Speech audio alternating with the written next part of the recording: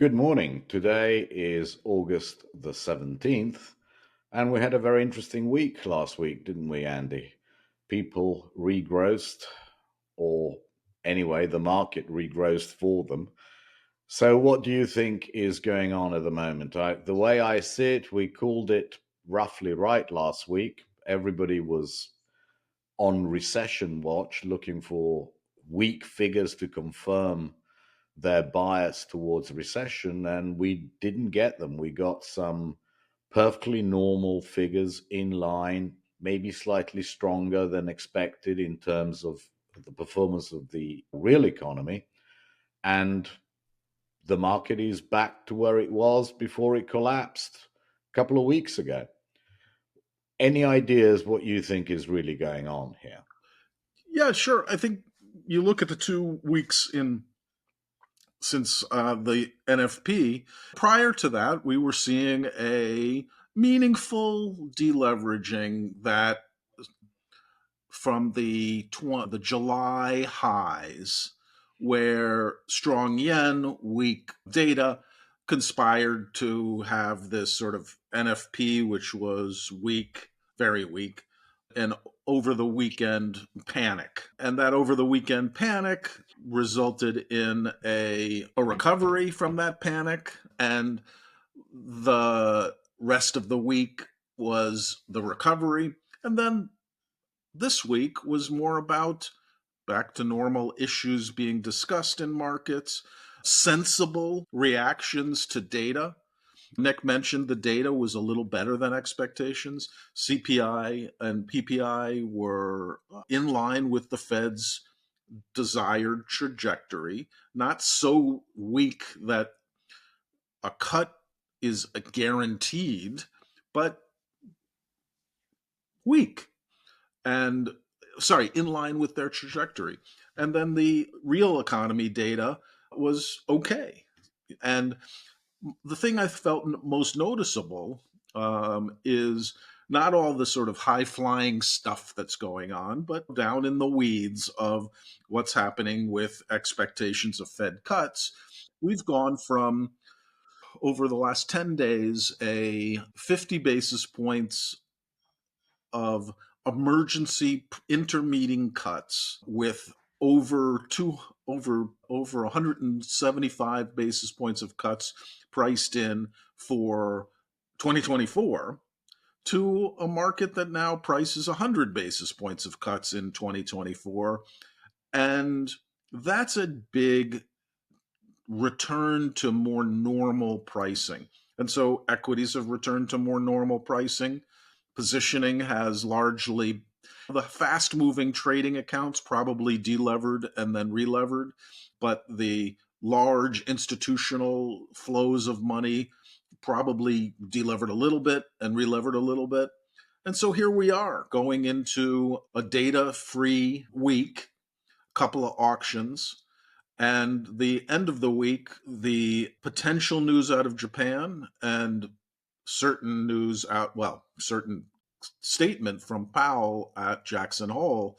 And so here we are, and we're normal. And so that is how we think about markets right now. We're back to the type of world in which the Fed is data dependent, in a world where the data is going in their favor to achieve their goals. Yep. And that's where we are. Yeah, no, it's very noticeable that the markets have calmed down. Volatility is right back to where it started from. And this little panic episode has passed and really is not material anymore. What I found interesting is that the Atlanta Fed GDP measure is now at 2%, which is perfectly in line with the street consensus.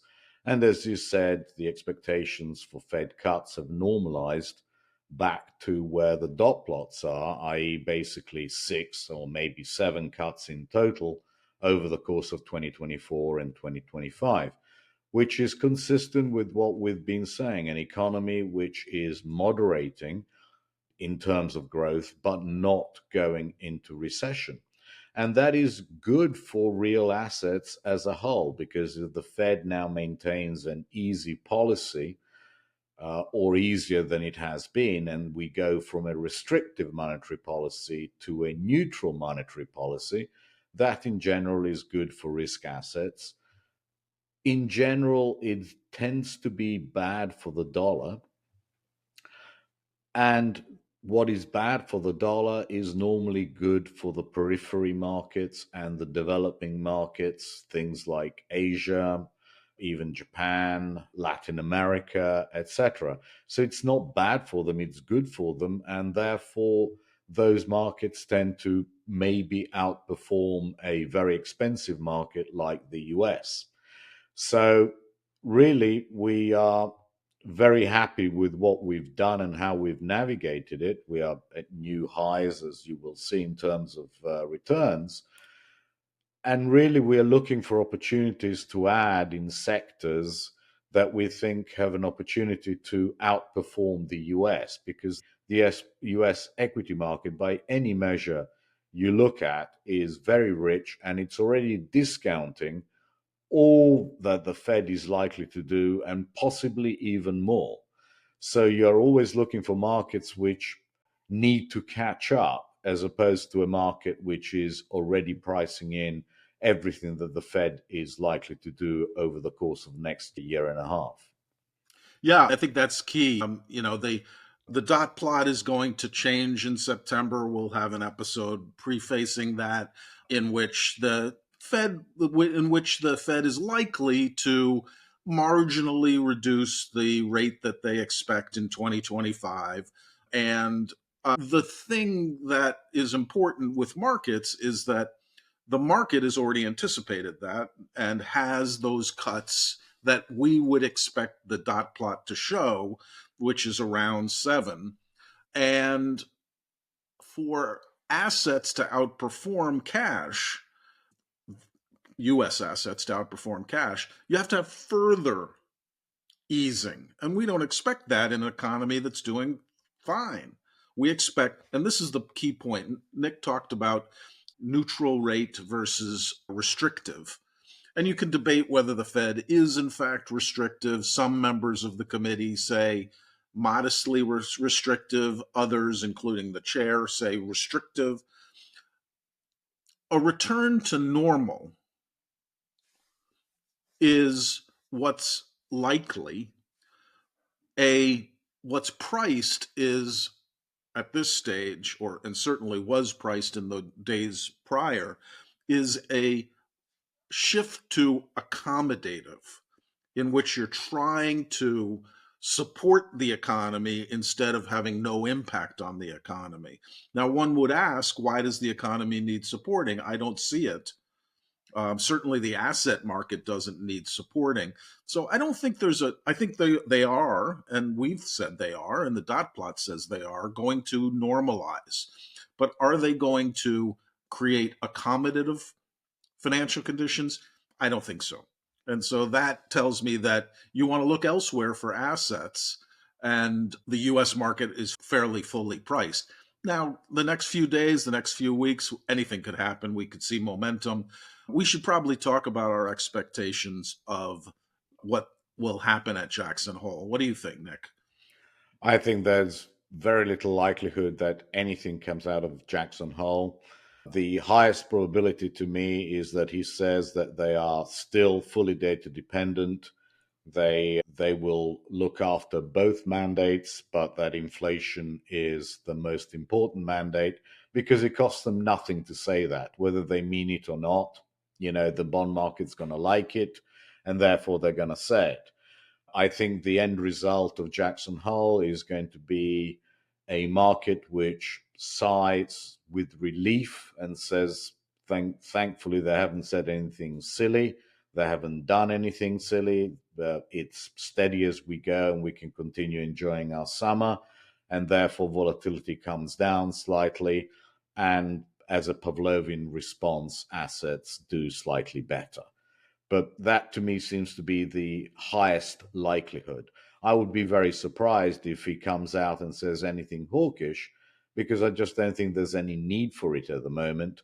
and the political situation being what it is, how close we are to the elections, it could always be misinterpreted by people, willfully misinterpreted. So I really think that he will shy away from anything like that. What do you think? Yeah, so I agree. Certainly on the things that relate to the stir market, which is the cut in September, he will may use words like likely because the market's already there. And I don't And see faster. any, I guess there's a possibility he would say a rapid, it would be so embarrassing to the Fed for them to cut 50 basis points, just beyond, because the pressers have all been about why aren't you cutting? Why aren't you cutting for multiple pressers now? And they're just not, their ego is just not going to allow them to cut 50. But I don't think he'll necessarily take it off the table. If he did, could that be slightly perceived as slightly hawkish? Maybe, but I agree with Nick. He's not going to want to make a lot of news. On the other hand, there's no upside for him to take, even signal that no cut is a possibility. I guess it's possible he could say, "Hey, we don't know about," and we don't know about 20 September, but I don't see any upside to that strategy either. And so I think it's going to be, hey, we get to we revise the dot plot. That I agree. An extraordinary difference, either validating the possibility of 50 or taking or validating the possibility of zero, is unlikely. I guess the other thing I'd say is one of a couple of things that are brewing regarding the importance of the Fed and where it fits is their evolving balance sheet, potential stress in the reserves market, potential stress, congressional, the Basel III endgame politics, and their evolving balance sheet and what it all means. And the interesting part of the Jackson Hole speech, and he usually doesn't hew very closely to the agenda, but the agenda is about the way that the central bank's actions are transmitted into the financial system. And I've been long saying that it's been the short rate matters very little and the long rate matters very a lot, and so the balance sheet has a bigger impact, financial conditions have a bigger impact. It's the agenda of the conference, so I guess I'd be looking to see whether he validates what what the agenda is saying or just doesn't even comment on the agenda. I'd be interested to hear about that, but that's a second level down versus what he says about the short rates. And so I'm expecting no news, but I think the market is too. Nick talks about a relief. Relief could come from he didn't say anything hawkish. Relief could come from he did say something dovish. And I'm not sure which way the relief will play, but volatility is down to 15.5% on VIX futures. Equities are back to where they were. I think relief is already in the market, but we'll see what Yeah. that could mean. And in any case, if we see anything of any interest or any importance, rather, from the Jackson Hole speech, we'll act immediately and send you an email and change our positions accordingly. Nick, That's about it for this week. sure. Before we leave, you talked about what we're going to do in the portfolio. Um, I've been focusing on Japan for a long time and look at that opportunity as an economy that's actually coming improving versus an economy that's slowing. And so I really like the idea of buying Japanese stocks. Unfortunately, you can't do them easily. You can do them easily with an ETF, but if you buy one unhedged ETF, you end up having Japanese yen exposure, and that's strengthened a lot. So I like the idea. I'm sure you'll cover it in the Yeah. conversation about buying Japanese stocks on a hedged basis.